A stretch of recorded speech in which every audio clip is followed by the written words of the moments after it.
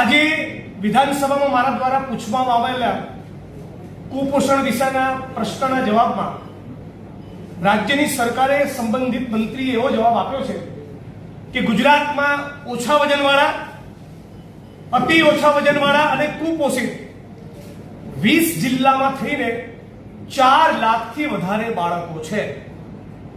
2004માં રાજ્યની સરકારે ગુજરાતના ઇકોનોમિસ્ટ અને સ્કોલર્સને એન્ગેજ કરી ગુજરાતનો હ્યુમન ડેવલપમેન્ટ રિપોર્ટ તૈયાર કર્યો હતો।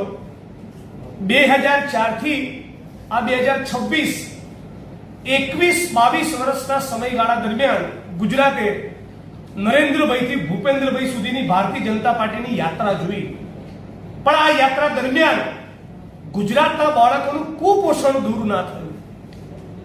મંત્રીશ્રીએ કહ્યું કે ડાયટરી પ્રેક્ટિસિસના કારણે, એટલે ચોક્કસ પ્રકારનો આહાર લેવાની ટેવ અને પદ્ધતિઓના કારણે ચોક્કસ પ્રકારના સ્વાદના ચટકા કરવાનું લોકોને મન થતો હોય છે, એવા બધા ફેક્ટર્સના કારણે કુપોષણ છે, જે સાવ બહુ વાહિયાત બાબત છે।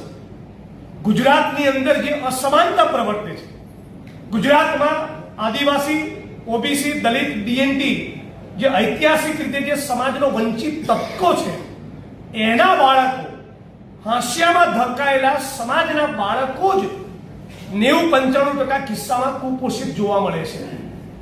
બહુ દુઃખની અને ચિંતાની બાબત એ છે કે ધારો કે કોઈ જિલ્લામાં 2015ની સાલમાં 12,000 બાળકો કુપોષિત હતા અને 2020માં એ 12,000માંથી 10,000 બાળકો કુપોષણમાંથી બહાર આવી ગયા, તો રેકોર્ડ ઉપર એવું લાગે કે 90% પરફોર્મન્સ સારું થઈ ગયું।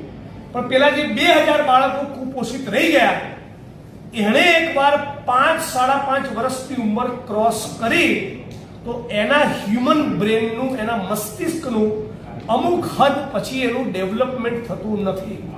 એટલે આ ગુજરાત માટે બહુ જ મોટી ચિંતાનો વિષય હોવો જોઈએ।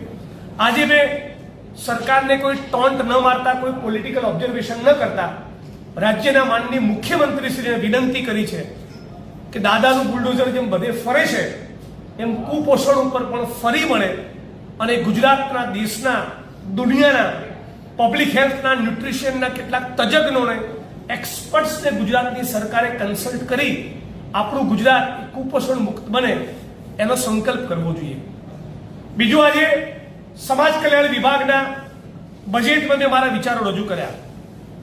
આ વર્ષે ઉના કાંડની ઘટનાને 10 વર્ષ થશે અને 100 વર્ષ થશે ડોક્ટર બાબા સાહેબ આંબેડકરના ઐતિહાસિક મહાડ સત્યાગ્રહને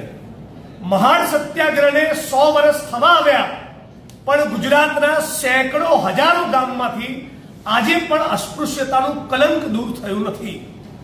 રાજ્યની સરકારને દરેક વિધાનસભાના બજેટ સત્રમાં સમાજ કલ્યાણ વિભાગની બજેટમાં ભાગ લઈને હું ચેલેન્જ આપું છું કે અમે ચિંધેલું નહીં, તમારી ચોઈસનું, તમારી મરજીનું કોઈ એક ગામ અસ્પૃશ્યતા મુક્ત કરીને બતાવો। પણ ભારતીય જનતા પાર્ટીના કેમ્પમાંથી મંત્રી સહિત એક વિરલો નથી જે ગુજરાતમાંથી એક ગામને આભડછેટ અસ્પૃશ્યતા મુક્ત કરવા તૈયાર હોય। અર્થાત કે ભારતના બંધારણના આર્ટિકલ 17માં અસ્પૃશ્યતા નાબૂદીની જવાબદારી રાજ્યની સરકારને, કેન્દ્રની સરકારને જે સોંપેલી છે એ બાબતની કોઈ જ નિષ્ઠા, કોઈ જ કમિટમેન્ટ ગુજરાતની ભારતીય જનતા પાર્ટીને નથી। ઉના કાંડના 10 વર્ષ થયા। ઉનાના પીડિતોને જે તે વખતના મુખ્યમંત્રી આનંદીબેન પટેલે ઉના જઈને જે વચન આપેલા ગુજરાત સરકારના પાક્ષિક ગુજરાતમાં છપાયેલા કે તમારી ફાસ્ટ ટ્રેક કોર્ટમાં કેસ ચાલશે, ખેતીની જમીન 2 એકર સુધીની આપવામાં આવશે ને સરકારી નોકરી તમને આપીશું। આજે બરાબર 10 વર્ષ થશે આ જૂન જુલાઈમાં, ન ખેતીની જમીન મળી, ન સરકારી નોકરી મળી, ન એમને ન્યાય મળ્યો। થાનગઢમાં 19, 20, 21, 22 વર્ષના 3 દલિત દીકરાઓ જાણે આતંકવાદી હોય એ રીતે એમની છાતી ઉપર ગોળીઓ મારી, એકે 47ની રાઇફલથી ગોળીઓ મારી એ દુધબલ દલિત દીકરાઓને રહેસી નાખ્યા। આજે એ વાતને 13થી 14 વર્ષ થયા, એ પીડિત પરિવારોને પણ ન્યાય નથી મળ્યો। અન્ય કોઈ માણસની જમીન, એની ઉપર રહેલા અસામાજિક તત્વોનો કબજો ખુલ્લો થાય એટલા માટે ભાનુભાઈ વણકર નામના એક દલિત અગ્રણીએ, આપ સૌ જાણો છો એમ, પાટણની કલેક્ટર કચેરીમાં આત્મવિલોપન કર્યું પોતે માણસ ભડભડ સળગી ગયો, એ વાત પણ હજી સુધી આપણા મહેસૂલ વિભાગને, એ વાત પણ હજી સુધી ગુજરાતની સરકારને એવું નથી મન થતું કે દલિતોની 20,000 વીઘા જમીન પર દબાણ હોવાની સતત ધારાસભ્ય જિગ્નેશભાઈ રજૂઆત કરે છે, કોંગ્રેસ પાર્ટી રજૂઆત કરે છે, અને છતાં આ 20,000 વીઘામાંથી 1 ઇંચ જમીનનો કબજો ભારતીય જનતા પાર્ટીની સરકાર સોંપવા તૈયાર નથી. 8 વર્ષથી આ ગૃહમાં સતત બોલું છું, એક 200-500 હજાર રૂપિયા માટે વાલ્મીકી સમાજનો અમારો સફાઈ કામદાર ગટરમાં ઉતરીને મર્યા જ કરે છે, અને છતાં આ રાજ્યની સરકાર રોબોટ્સ કે એવા કોઈ આધુનિક મશીનો વસાવવા માંગતી નથી કે કોઈ સફાઈ કામદારી ગટરમાં ઉતરીને મરવું પડે. આ પ્રસંગે ગૃહમાં મેં માંગણી કરી કે પ્રદ્યુમનભાઈ સમાજ કલ્યાણ મંત્રી પણ છે અને શિક્ષણ મંત્રી પણ છે, તો ડૉક્ટર બાબા સાહેબ આંબેડકર વિશે, જ્યોતિબા ફૂલે વિશે, રામાસ્વામી પેરિયાર વિશે, નાનક, કબીર અને રવિદાસ વિશે પણ ટેક્સ્ટ બુકમાં પાઠ આવે, સામાજિક ન્યાયના સંસ્કારો ગુજરાતમાં ફેલાય, તો દલિતો પ્રત્યેનું બિનદલિત સમાજનું વર્તન અને વલણ સુધરે. આ બાબતના એક બહુ જ મોટા જ્યોતિર્ધર ગૌતમ બુદ્ધ થઈ ગયા. બુદ્ધિસ્ટોની પણ ગુજરાતમાં માંગણી છે કે બુદ્ધ પૂર્ણિમાની રજા જાહેર કરી માઇનોરિટી હોવાના નાતે બુદ્ધિસ્ટો માટે પણ એક બજેટ ફાળવવામાં આવે.